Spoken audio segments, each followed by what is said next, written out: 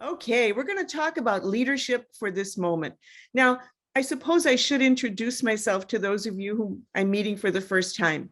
I'm Jill Geisler. I hold the Bill Plant Chair in Leadership and Media Integrity at Loyola University in Chicago. I also have a fellowship with the Freedom Forum, and it's in women's leadership. I had something called the Power Shift Project, which is designed to improve the cultures of news organizations. It was created in the wake of the emerging Me Too scandals in media in the United States in 2017. In 2018, this project was formed, and we train trainers with a curriculum I developed that fights harassment, discrimination, and incivility in the workplace.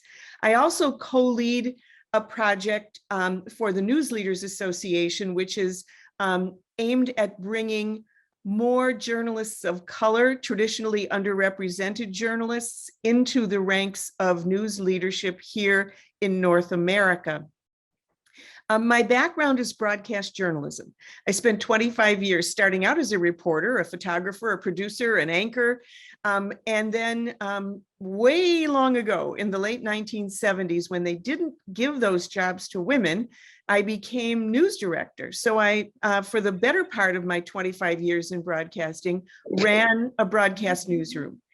And some of the things that we did came to the attention of a place here in the US called the Poynter Institute, which is a nonprofit school for journalists and media leaders, where people come almost as a retreat and a learning session. Those of you who've been there know what I mean, to charge your batteries, to get smarter, to get in touch again with what brought you to journalism in the first place. And for 16 years, I headed the leadership and management programs there, and working with the media project created this this actual program. And when I say created, I didn't. The media project created it. I helped with the development of it. And we've done it at the Poynter Institute over the many years, even when after I left Poynter to accept the chair at Loyola University. So I tell you all of this because I still am a part of newsrooms across the world. I do a lot of teaching with organizations from a distance now, obviously, and that informs what I'm going to be sharing with you today. So let's start. Let's talk about this moment and what we know about it globally, actually. There are things that are our truths today that we reckon with as journalists and as human beings. Climate change, which has affected all of the news that we cover in one way or another. Whoops, I think I'm covering up things. The pandemic itself, of course, which has changed so much of the way we think about science, about communicating the importance of science, about delivering information to people in ways that they understand it, about fighting misinformation, about what matters to us personally and spiritually, climate change, as I mentioned, societal inequity and reckonings. It's not as though we have never covered these stories across the globe, but we know that now more than ever, we have paid closer attention to injustice and inequity. The United Nations has proclaimed today Indigenous Peoples Day. Now, here in the United States, that in some places is controversial because this day up until now had been called Columbus Day. And it was named Columbus Day as a way to address, historically, to address discrimination against Italians in the United States. Italians were a minority that was looked down upon. And in fact, in New Orleans, there's a famous lynching that took place, one of the largest in this country, and it was Italians who were the victims. So one of the things the United States did was to say, how do we reckon with that? And they created Columbus Day to honor Italians. Unfortunately, when one looks at the history of Christopher Columbus, he didn't discover the New World. The New World was always here, and indigenous peoples were always here. And Columbus, unfortunately, his historical record is marked with enslavement. It's marked with injustice. And as more and more people began to tell that story in its historical perspective, instead of the legends that grew up easily told about searching for adventure, searching for new worlds, right? We now had to reckon with that. And so now many states, and actually last week for the first time, the President of the United States declared Indigenous Peoples Day a holiday, although many cities and states still use Columbus Day. You'd see that the two are almost antithetical to each other when you look at the full story.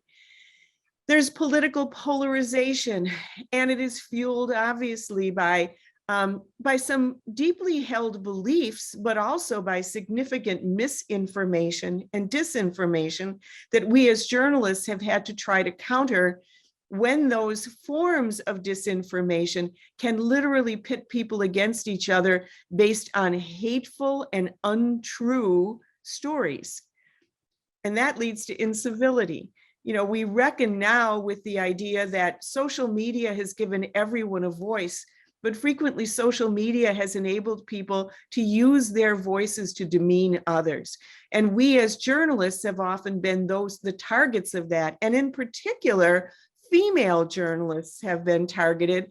People who have been less powerful in society have been targeted for that kind of incivility. And media organizations have had to determine how best to both communicate, share stories across social media platforms while protecting journalists from the kind of pain and harm that can be done by incivility online or in person. And that leads to also this trust in and attacks on media. We are considered fake news, and that term is used, whether it's in the Philippines, whether it's in Africa, whether it's in the United States.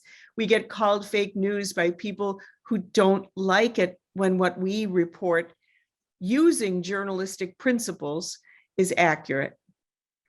We also know that the journalism business model is very unstable, and we probably know that more from our media project colleagues than any, those of you who have sometimes worked without pay, never knowing for sure if this week or this month your organization would be able to support your work.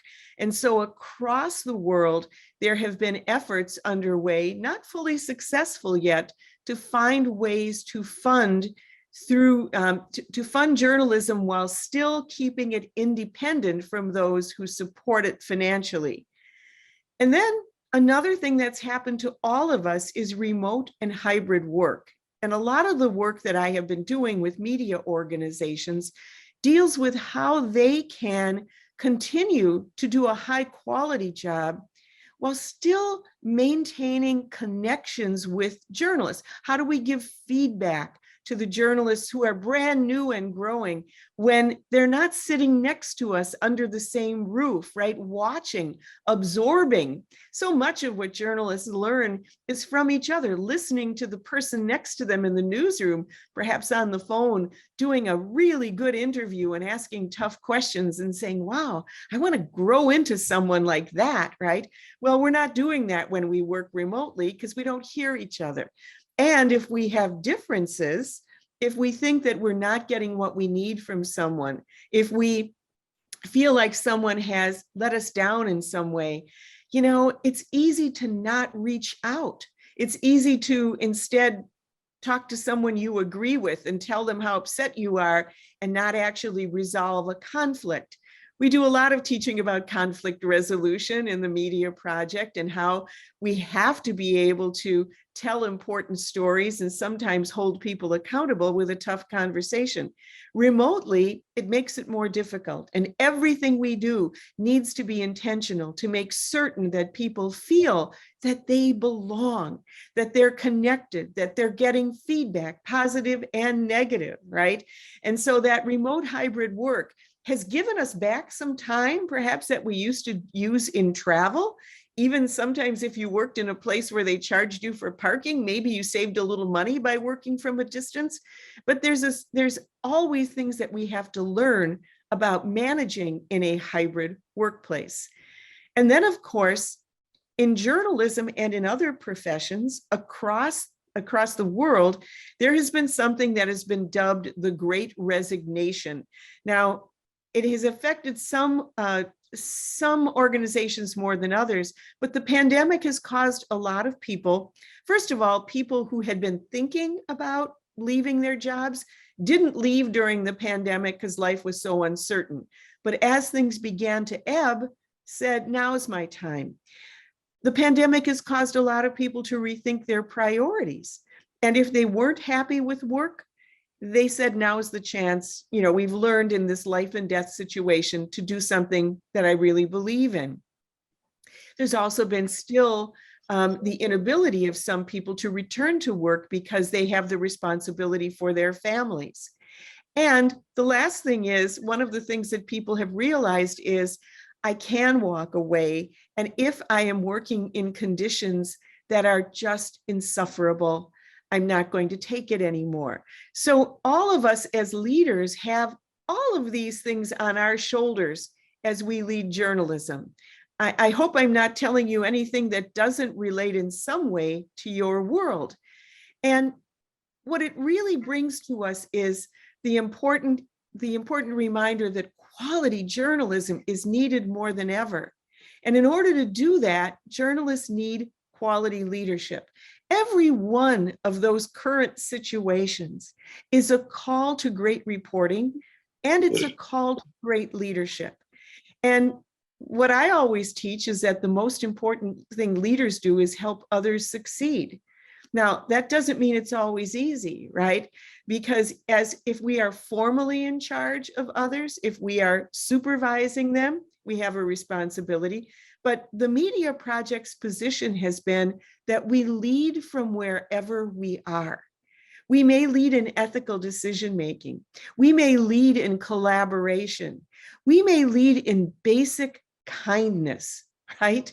In making the workplace a better place. We may lead in mentoring people who aren't as talented yet as we know they're going to be. They have basic talents within them, but they need some skills and support. And we have the ability to bring that as part of the mission of the Media Project. So with that sort of establishing moment, we want to do our give and get exercise. Now, before I do that, let me just take the PowerPoint down for 1 second, because what I want to do is make sure that I haven't missed any of the current, I said here are current events. Is there anything anyone wants to add to my list of what we are experiencing today? And I know we've added a few people. I see Emeka Ezezi is here. Emeka, can you open up your microphone and camera if you can? Thank you, Jay. It's great to see you again, and I'm glad that we're getting together virtually. It's wonderful. How would you describe the current status of journalism, Emeka? Well, journalism globally, or are you talking in terms of where I live in Nigeria? Both. But I think the journalism in Nigeria, and I suspect in many other places, is in a measure of trouble at the moment. I've been hearing a lot of moaning from people saying to me that they're finding it more difficult to keeping on with the operations. Sales haven't been what they used to be, both in terms of advertising and in terms of for the newspapers, copy sales. The television and the radio stations are facing quite some difficulties with advertising, a lot more, because then many companies are not functioning, either not functioning at all, not functioning at full throttle as they used to do. Yeah. But I've also spoken to a few. Maybe it's easier to suggest at this time when you're operating from the sideline. I've suggested that people should become more creative in thinking of how to survive this time. That this maybe we needed some shock therapy such as this to begin to think differently. So, Yes. but I know that it's a whole lot of work to do right now. Well, someone launched a new radio station, and she said it was proving to be more difficult than she thought it was going to be. And here was somebody with experience from BBC and elsewhere, finding it difficult to just get a radio station launched. So I think globally is essentially the same. The press, the media is proving to face a challenge that I think is surmountable. But I also think that something that has happened is that a lot more questions are now being made of us in the media than in the past. Yep. Thanks, Jill. Thank you, Emeka. And if those of you who have not met Emeka, we all call him the chief. he has been sort of our, well, he has not sort of, he's been our leader throughout all of this, and such a wonderful leader in the media project. It's always a joy to have him on board. I see that we have some other participants who've joined us. So I want to welcome Pierre. I want to welcome Apollonia, and please tell me if I'm saying these names correctly. Annika Adefunke Treasure, and Harry. So hello to all of you. Can you open your cameras and give us a wave? Yeah, if it's possible. All right. of course. So here's what we're going to, Pierre, can you tell us, introduce yourself, please? Yeah, my name is Pierre Emmanuel Ngendakumana, and I am actually from Burundi, but for the moment I'm based in Germany. I've been missing some of your events, but I said now I have to attend this one, and I wouldn't have to miss it again. Yeah, I actually have been invited to take part in the events last time, but I could not be lucky to get the visa. But I said I have to keep following some of your programs because they are really very interesting. Yeah. Great to have you with us. I see Thanks. something that says Dolly Jacome. That wouldn't be Giselle, would it? Is that Giselle? Is that? Turn on that camera and say hello.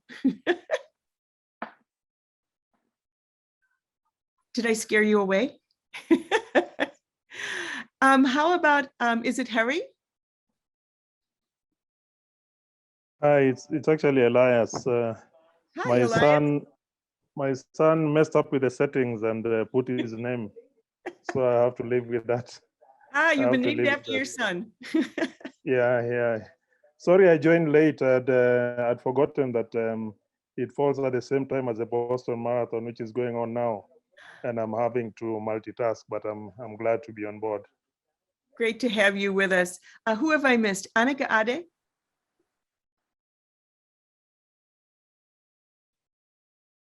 We may not have audio for you. And I just see Kawar, Rosemary? Yes, I'm from Kenya right now in a very remote rural part of Kenya. So my internet be very steady. That's the reason I'm a bit hesitant to share my video.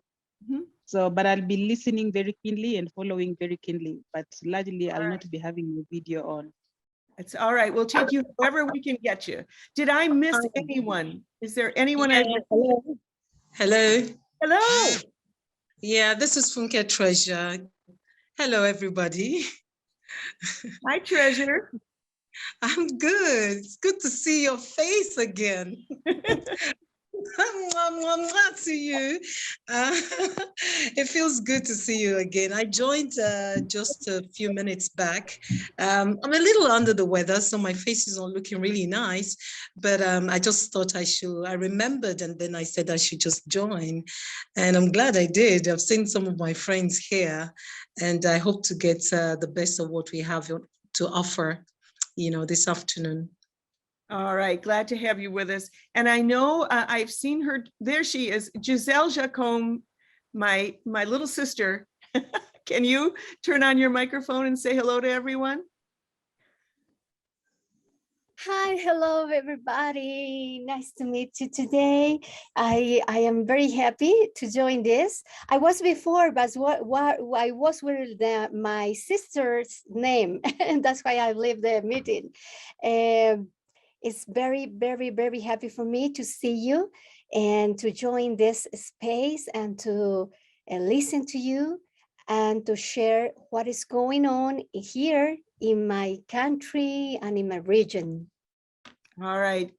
And I think I can see Apollonia. Hello, everyone. Good afternoon. I'm excited to be part of this meeting. Incidentally, it coincided with a training workshop I'm having in Calabar, somewhere in Nigeria. But I'm excited to also link up with the meeting and be part of it before we resume again in the training I'm having here in Nigeria. Thank you very much. Wonderful to have you with us. All right, now I'm going to go back to the work part. I wanted to make sure that we had everyone on board. What we're going to do. Anything. Whoops, did I miss someone? Yeah. Who did I miss? Say hello. Hello, my name is Doreen Magak from Kenya, Kisumu, from Nation Media Group. Thank you. Doreen, thank you so much for jumping in. I think I missed you before. My apologies. Okay. Now we got to put everybody to work for a little bit. And this is a part of our effort to make sure that even though we're joining together virtually, we are going to make connections that may last you a lifetime. And so we're going to break up into smaller groups. And you have really, you're going to introduce yourself to each other in the smaller group so you can get a little closer. And we're going to ask you to answer 2 questions. So one of you in the group, if you wouldn't mind acting as sort of the moderator and someone else act as sort of a note taker, so that and by the way, and make sure you don't make all the women be the note takers, and because that sometimes happens. But basically, we want to have you talk to each other about when it comes to leadership, what have you been told you do well? And think about one thing. It could be coaching. It could be time management. It could be building great sources and helping other people know who those sources are for stories. It could be that you are very entrepreneurial. You're thinking of new ways to tell stories or new business models. But think of one thing, okay? And then what would you like to do even better as a leader? And again, remember, we say lead from wherever you are. You don't have to be the supervisor of people, but as a leader, what would you like to do better? Would you like to be more patient? Would you like to be better at conflict resolution? Would you like to be better at telling stories that are still untold and giving voice to people who haven't had them? One goal, one thing that you are very good at as a leader, and one thing you would like to be better at for the benefit of other people. And we say that because we call that our give and get. And when you come back from this, Melissa, I think we're going to give people about 20 to 30 minutes, right? Okay, so to have a genuine conversation. And we'll say, so when we come back, we'll sort of do a report for the group. Here are the things, and this is why one of you needs to pay good attention. Here are the things that we heard we had to give. We don't have to say person by person, but just in general, the things we have to give are the following. And the things we'd like to get from our Media Project colleagues and this fellowship are these. So we'll talk to each other as individuals. We'll report out, though, as the trends in the group. Does that make sense, everybody?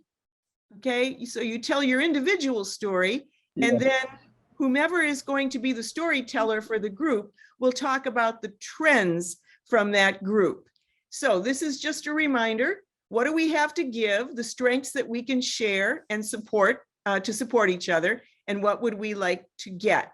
So with that, I turn it over to Melissa, who is going to put you into breakout rooms.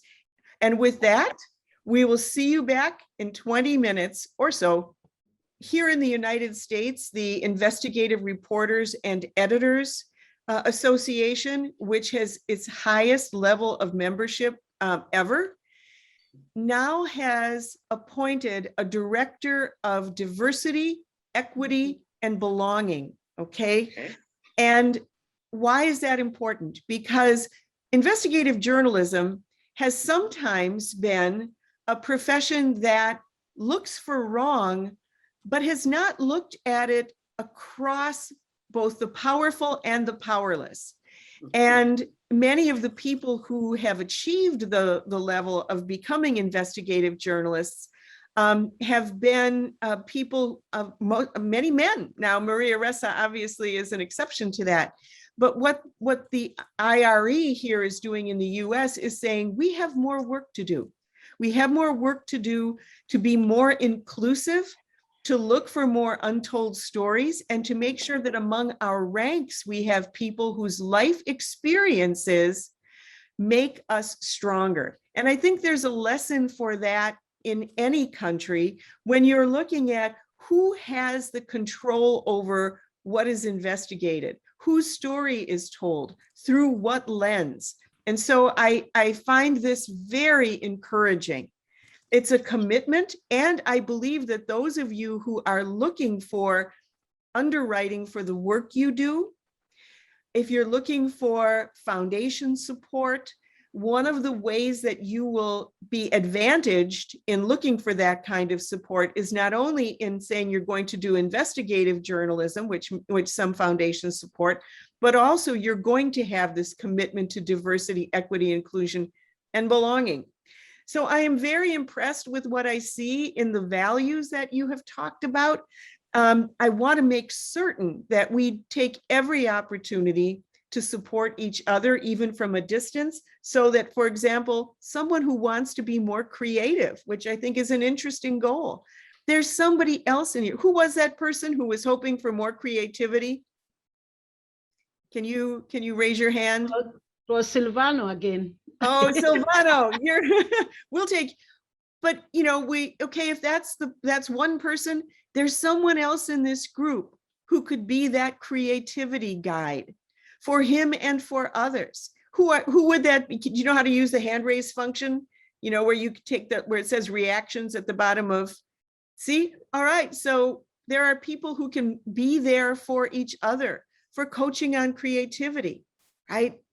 So with that, I want to move over to, I'll take my PowerPoint back again as soon as I can find it, because I know it's here. All right, let's screen share that.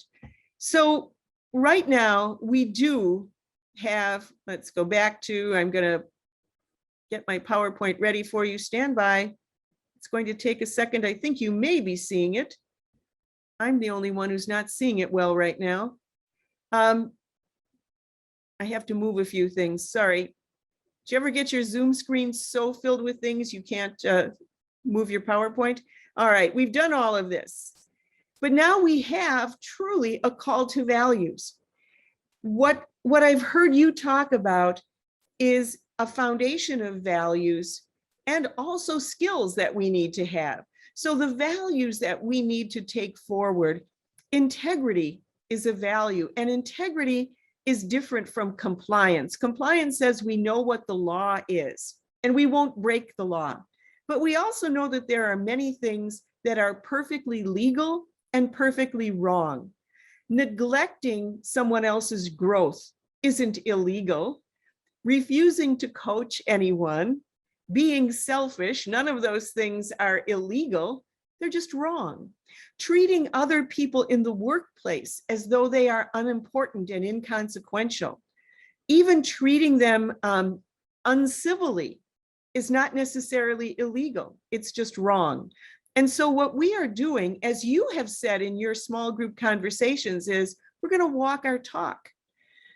Equity is an important value. And one of the things that we need to realize about equity is that it doesn't mean that if we level the playing field for people who have been disadvantaged today, that that has solved things, because you cannot look at a legacy of neglect or a legacy of discrimination and say that tomorrow when we end that, all is equal. we have an obligation to catch up and to provide support for people who have been denied training, who've been denied opportunities, who've been denied, in some cases, a vote, right?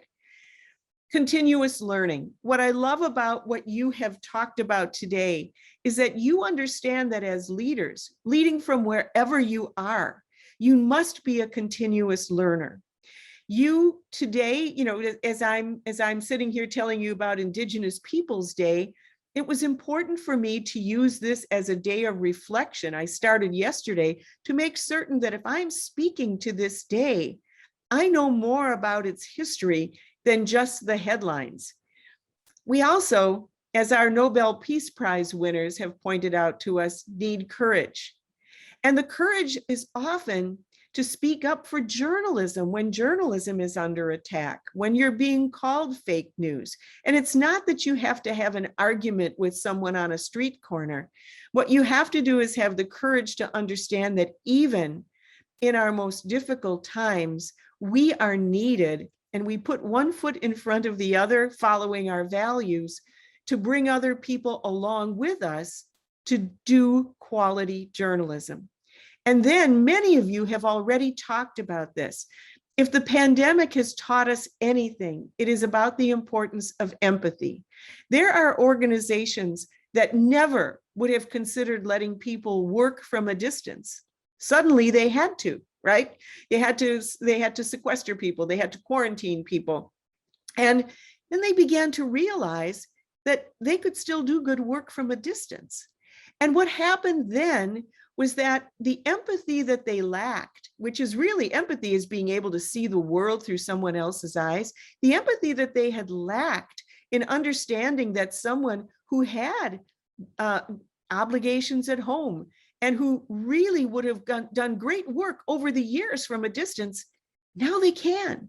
But empathy is also about loss and about fear and about pain and about grieving. And then a call to skills. What we absolutely have to have as leaders today, and you've already pointed out, is strategic thinking. We have to be looking at what's next. Where are the audiences? How do we serve them? We have to be available where they want us, not where we think they ought to find us. We have to understand change leadership, which is difficult because leadership involves learning something new and letting go of something old. It involves today more than anything communication, because we are communicating across difference, and across difference we can easily be misunderstood. And as I said previously, people fill in gaps in information with their worst fears and suspicions. We must understand collaboration and networking, especially working from afar. We have to become people who automatically think about who are the other stakeholders for all of our ideas, for all of our decisions, and how can we bring them into the process early on, because people fall in love with ideas and solutions of their own creation, not those that are imposed on them. If you think you've got a great idea and you're worried about pushback from people, just know that pushback usually comes from people who are worried about change, who see problems first because they're just going to defend against risk. And the more that you can get to people in advance to talk through your vision rather than imposing it on them, when you invite their input into it, you will reduce resistance. And then, of course, coaching. And I talk about coaching because that's what we're going to do when I see you next on Friday. I'll tell you about that in a second. And the other thing you always have to remember, and this is the watchword, of course, of the Media Project, is the most important thing leaders do is help others succeed. Now, you've got a great week ahead, but when I rejoin you on Friday, here's what we're going to do. We're going to teach you how to literally be a better coach for other people. And many times, we make the decisions for people. They come to us, they want advice, they want an answer, they want a solution. Well, I'm going to teach you how to be a person who asks the right questions so that you can help people think through the important decisions, or even not so important decisions they need to make. So I'd like you each to think about something that you're grappling with right now. It can be something as simple as, should I go get an advanced degree, to how many people should I really take on as a mentor, to I have a colleague who is really getting on my nerves. How do I deal with it? And those are things that we can, I'll give you a process for coaching. We'll do a demonstration of it with one of you as a volunteer. Then we'll break up into small groups so you can do what's really important, which is practice, and then we'll analyze how it went. So that's what we have coming up ahead. And keeping to time, Melissa, we are at the moment. I'm going to turn it back to you to sign off.